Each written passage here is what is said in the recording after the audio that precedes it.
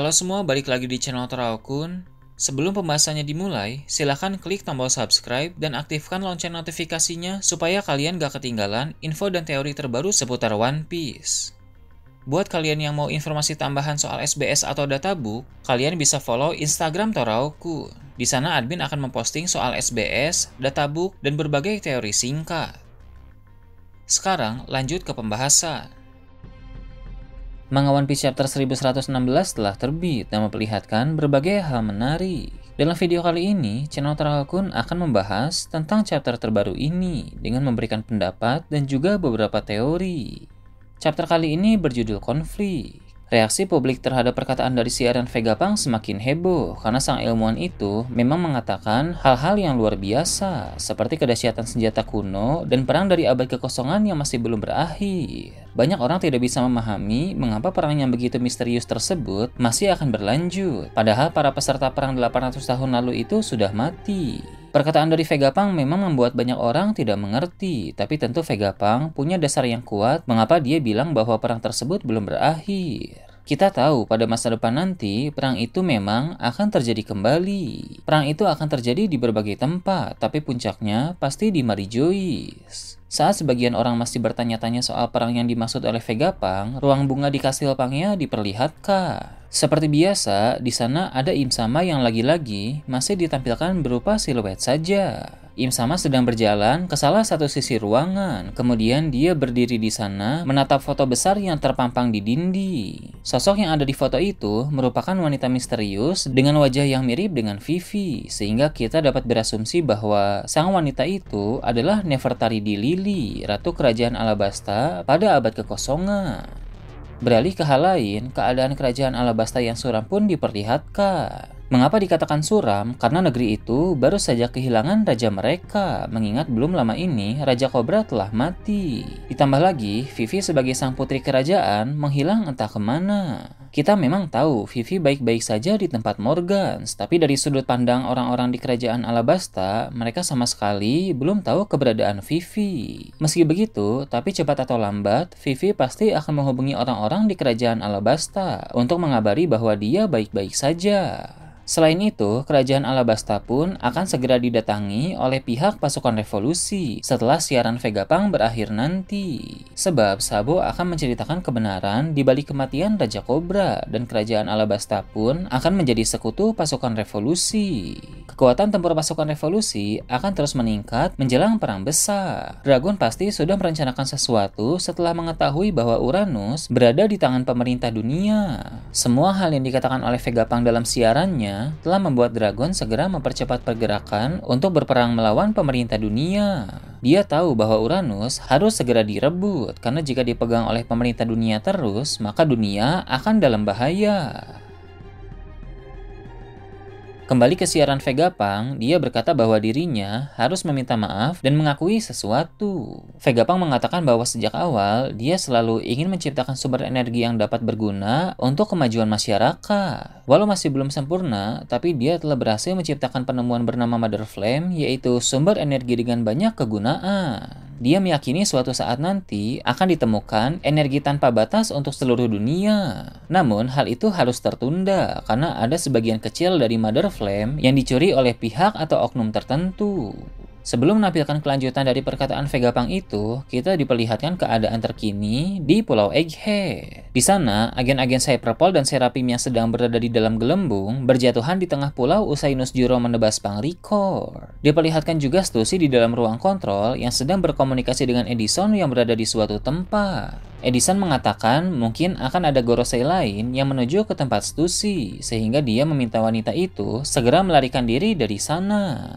Kembali berfokus ke perkataan Vegapunk, dia bilang 2 minggu lalu setelah sebagian dari Mother Flame dicuri, dia melihat cahaya terang yang memancar dari kerajaan Lulusia. Kemudian dia mendapat kabar bahwa kerajaan tersebut menghilang tiba-tiba tanpa meninggalkan jejak. Vegapunk pun menarik kesimpulan bahwa sebagian kecil dari Mother Flame yang dicuri itu digunakan oleh pihak tertentu untuk menjadi sumber energi atau bahan bakar dari salah satu senjata kuno. Senjata kuno itulah yang dipakai untuk memusnahkan kerajaan Lulusia. Vegapunk pun meminta maaf sebesar-besarnya atas kejadian ini. Senjata kuno yang dipakai oleh pemerintah dunia itu sudah pasti adalah Uranus. Mungkin Uranus juga lah harta nasional Mary Joyce yang dimaksud oleh Doflamingo. Sekarang, semua lokasi dari senjata kuno telah semakin jelas. Uranus disimpan di Mary Joyce dan dimiliki oleh pihak pemerintah dunia. Poseidon berada di Pulau Manusia Ikan dan berada di pihak Luffy, karena Shirahoshi sebagai Poseidon merupakan teman dari Luffy.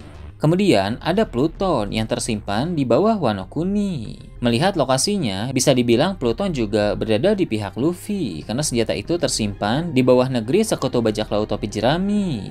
Namun, kita tidak tahu apa yang akan terjadi di masa depan nanti. Bisa saja akan ada pertempuran perebutan senjata kuno yang bukan hanya melibatkan pihak Luffy dan pemerintah dunia saja, tapi juga pihak lain. Sebab Karibo yang tahu soal lokasi Pluton dan Poseidon telah ikut bersama dengan Van Augur dan Katarina Devo. Sudah pasti Karibo akan membocorkan kepada Kurohige mengenai lokasi dua senjata kuno itu, sehingga dia akan tertarik untuk mencoba merebut kedua senjata tersebut. Di sisi lain, seperti yang Anbin bahas tadi, pasukan revolusi juga akan mencoba merebut Uranus dari pemerintah dunia. Jadi, dalam saga terakhir ini, senjata kuno akan menjadi topik yang sering dibahas dalam cerita.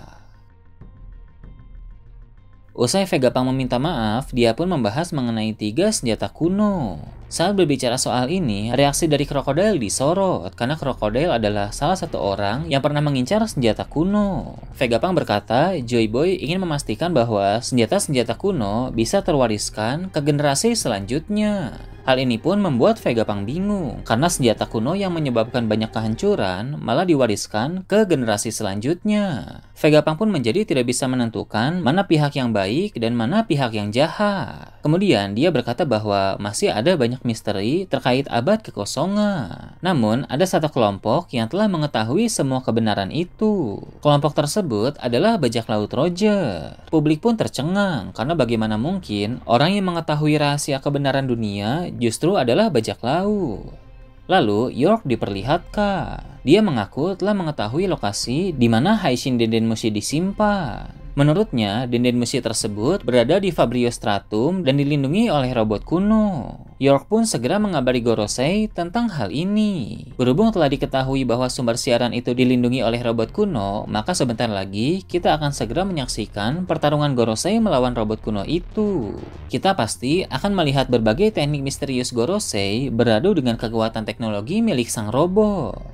Pada bagian akhir chapter, Barshaki di Pulau Sabaudi ditampilkan. Di sana, ada Rayleigh yang sedang mabuk. Sang wakil dari Raja Bajak Laut itu mendengar siaran Vegapunk, yang mana Vegapunk bertanya-tanya mengapa Bajak Laut Roger tidak mengatakan apa-apa dan juga tidak melakukan apa-apa padahal sudah tahu kebenaran. Rayleigh pun hanya menanggapi itu dengan berkata bahwa dia saat ini adalah seorang pria tua, sama dengan Vegapunk. Pria tua seperti mereka tidak seharusnya merusak kesenangan dari para generasi muda. Jadi, alasan Bajak Laut Roger tidak mengatakan apa-apa soal kebenaran karena biarlah generasi muda yang mencarinya sendiri. Bajak Laut Roger pun mungkin tidak mau jika mereka membocorkan kebenaran melalui pemahaman dan sudut pandang mereka, itu bisa mempengaruhi pemahaman dari orang lain. Sebab setiap orang bisa memiliki perspektif yang berbeda terkait kebenaran. Maka yang perlu Roger lakukan hanyalah membangkitkan semangat berpetualang bagi banyak orang. Sedangkan alasan mengapa Bajak Laut Roger dulu tidak melakukan apa-apa usai tahu kebenaran itu, ada beberapa alasan.